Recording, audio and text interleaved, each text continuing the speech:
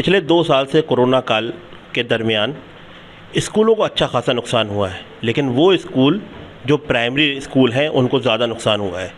छोटे स्कूलों को भी काफ़ी नुकसान हुआ है। मतलब एक अगर आप स्कूल को करें तो बड़े स्कूल जो सीनियर सेकेंडरी होते हैं और हाई स्कूल तक होते हैं, लेकिन जो दूसरे स्कूल 8वीं तक जहाँ पे क्लासेस जो हैं उनका कोई एक रूप नहीं है, तो वहाँ पे काफ़ी नुकसान हुआ है। हमारे साथ बात करने के लिए मौजूद हैं अलीगढ़ कॉन्वेंट स्कूल के फ़ारूक अहमद साहब। फ़ारूक साहब, शुक्रिया आपका न्यूज़ एट टाइम को टाइम देने के लिए। 2 साल के दरमियान क्या क्या दिक्कतें आई आपको इस कोरोना काल में स्कूल के में?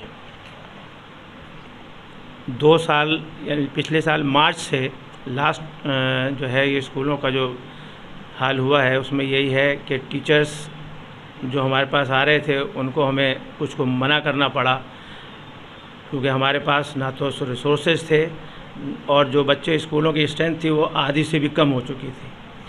मतलब आपकी जो पहले से स्ट्रेंथ थी जब रेगुलर स्कूल चले थे तब स्ट्रेंथ उसके मुकाबले, और आज जब 2 साल के बाद आप बैठे हैं यहाँ जून में, तो इसके दरमियान कितनी स्ट्रेंथ में आपके फ़र्क आया है? उस वक्त से इस वक्त करीब 30% स्ट्रेंथ रह गई है हमारी। उस वक्त करीब 450 के करीब बच्चे थे जो आज 120 पर आकर रह गए हैं।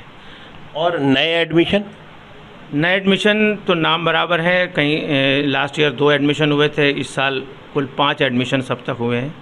अच्छा, जो टीचर्स थे आपके यहाँ पहले, तो वो टीचर्स की जो उसमें भी कुछ क्या कमी आई है या फिर टीचर्स की सैलरी पे फ़र्क पड़ा? किस पे आपको किस तरीके की और दिक्कतें हुई?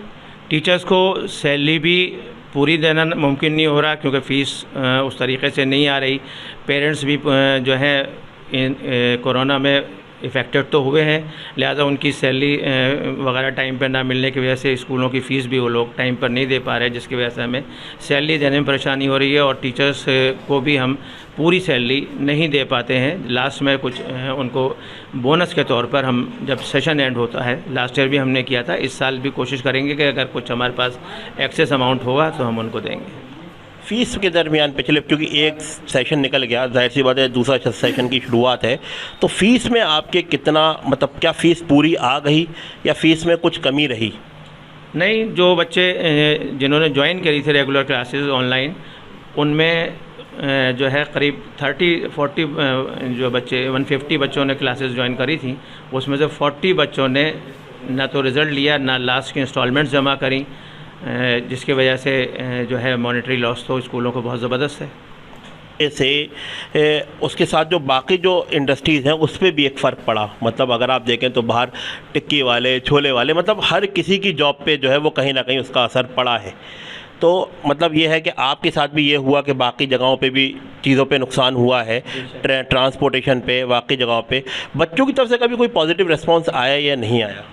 मेरा अपना मानना यह है कि सरकार से ज़्यादा जिम्मेदार पेरेंट्स हैं। पेरेंट्स जो है सिर्फ स्कूल के मामले में ही केयरफुल हैं, और इतने केयरफुल हैं कि स्कूल भेजने के लिए कभी वो सरकार पे या एडमिनिस्ट्रेशन पे अपनी ख्वाहिश जाहिर नहीं करते जाके, जिसकी वजह से एडमिनिस्ट्रेशन भी उनके पॉइंट्स को समझे और स्कूलों के बीच और पेरेंट्स के बीच एक रास्ता पैदा करे, और जिससे कोई रास्ता निकले जिसमें बच्चे स्कूल आ सकें, चाहे थोड़ी देर के लिए आ सकें।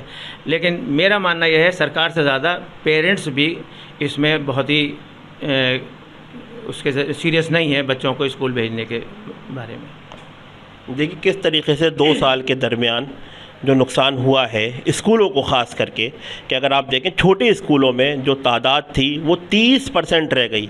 मतलब अगर आप देखिए तो 100 से 30, और जाहिर सी बात है उसके साथ जो टीचर्स हैं, टीचर्स को भी जो है कुछ टीचर्स को स्कूल छोड़ना पड़ा और कुछ टीचर्स को सैलरी नहीं दे पाए पूरी, मतलब कहीं पे 30% 40% कट ऑफ की गई। जाहिर सी बात है एक बड़ा नुकसान स्कूलों को झेलना पड़ा है, और ये आखिर अब राह कर रहे हैं सरकार किस तरीके से आगे की प्लानिंग बनाएंगे और आगे कोरोना से लड़ने के लिए, नई वैक्सीनेशन करने के लिए पब्लिक को जागरूक किस तरीके से सरकार करती है ताकि ये स्कूल दोबारा से खुलें।